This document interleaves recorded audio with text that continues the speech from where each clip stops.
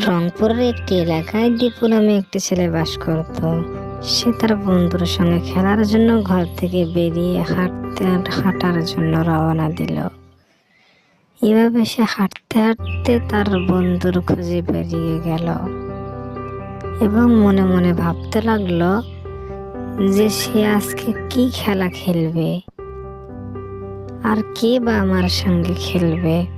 আমি তো অনেক দিন ধরে ঘর থেকে বের হইনি, হঠাৎ করে আজকে আমি ঘর থেকে বের হলাম।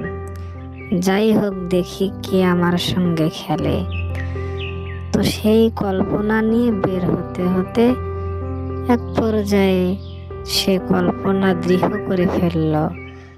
অন্যদিকে তার বান্ধবী মিতু খেলার জন্য বের হয়ে গেল। যখন মিতু তার ঘর থেকে বের হতে লাগলো, তখন সেও কল্পনা করলো যে আজকে আমি কার সঙ্গে খেলবো। এভাবে কল্পনা করতে করতে হঠাৎ করে উভয়জনেরই একত্র দেখা হয়ে গেল।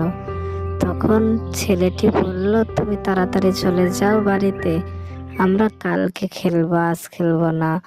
হঠাৎ করে মেয়েটির সামনে একটি বাঘ চলে এলো